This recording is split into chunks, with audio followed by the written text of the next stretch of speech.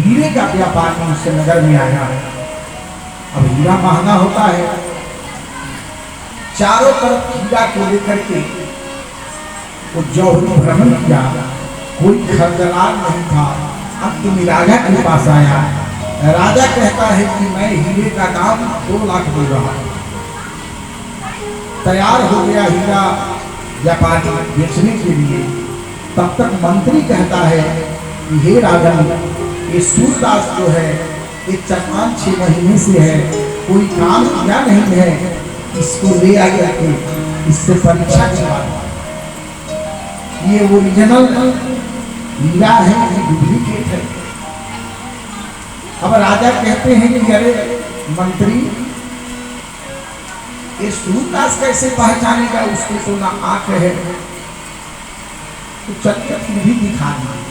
वही बात हुई, सूरदास को ले आकर के हीरे को दिखाया गया।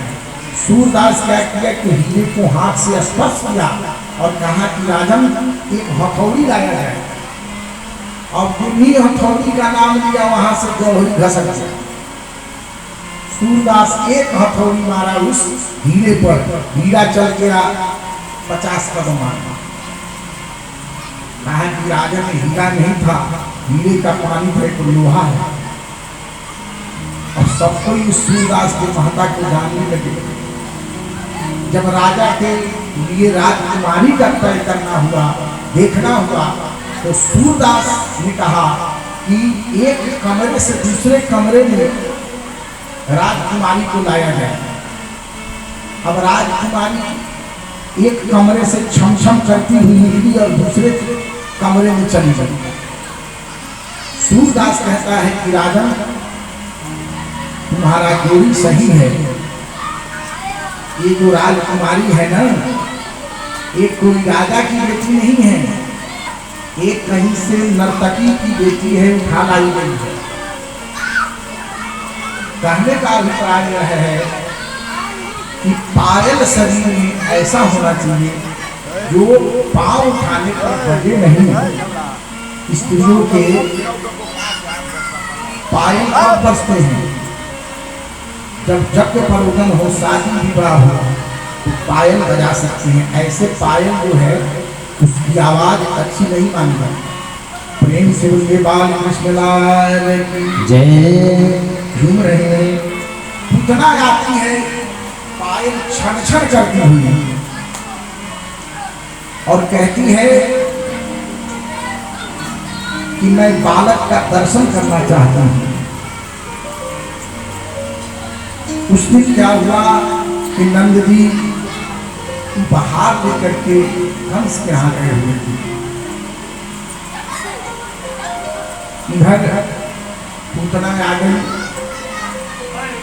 अंदर उसे जाने का अवसर मिल गया। कहती है कि हे नंदरानी, मुझे बालक को अपनी गोद में दो और मैं जिसको अपना दूध पिलाती हूँ वो बालक अजर अमर बन जाता है। इस बालक को मुझे दे दो। अब कोई भी माता चाहती है कि मेरा बालक चिरंजीवी हो, ये बालक स्वस्थ रहे।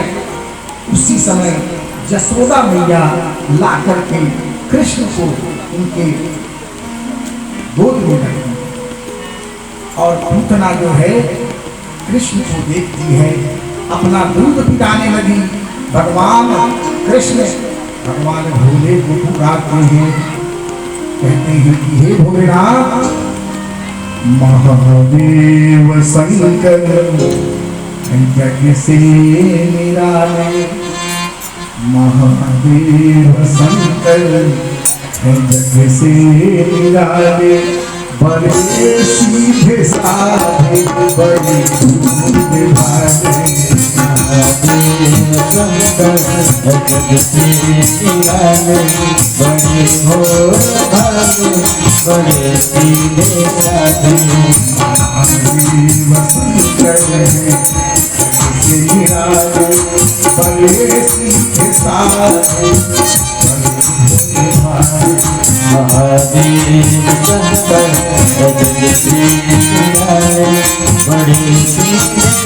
बड़े भोले भाले। मेरे मन के मंदिर में रहती है जिंदगी, मेरे मन के मंदिर में रहती है, ये तेरे नयन है ये सिवाने। महादेव शंकर जगत के निराले, बड़े निराले बड़े भोले भाले।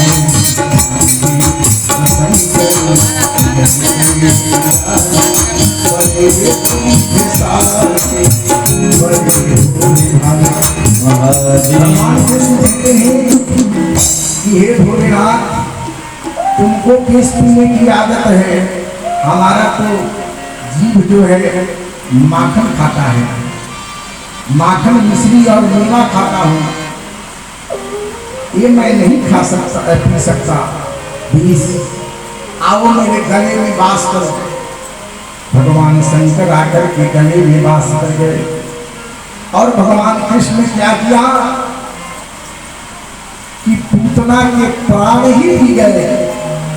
पूतना लेकर के चली और जाकर के दूर गिरती है नगर से, कोलाहल मच गया, हाहाकार मच गया कि नंद के लाला को एक राक्षसी ले गई। सब आकर के देखते हैं कि पूतना गिरी है, उसके ऊपर सीढ़ी लगा करके और कृष्ण जो है उसके छाती पर गिर रहे हैं। उठा करके माता गाय का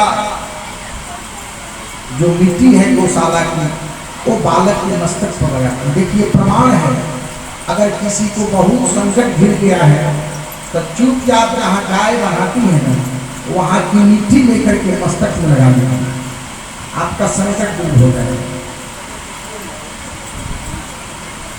गाय का जो गौशाला की मिट्टी है लगाए और साफ सुथरा कपड़े पहनाए। उधर नंद जी आए, सबने मिलकर के उस पूतना को कई भाग में काट करके तब उसको जलाया गया। जब पूतना जली तो उसके चिता के धुएं से सुगंध आती। अब राजा परीक्षित कह रहे हैं कि हे भगवान सुखदेव जी, वो तो दुष्टा थी, राक्षसी थी, उसके चिता के धुएं से कैसे सुगंध आ रहा है? भगवान सुखदेव कहते हैं कि जिस शरीर में भगवान का स्पर्श हो गया, भगवान ने उसके दूध को पिया, भले विष भगवान शंकर पान किए, लेकिन कुछ न कुछ दूध तो टपका होगा कृष्ण के मुख में। तो कृष्ण ने उसको परम धाम दे दिया, मोक्ष दे दिया। प्रेम से बोलिए बाल कृष्ण लाल की जय।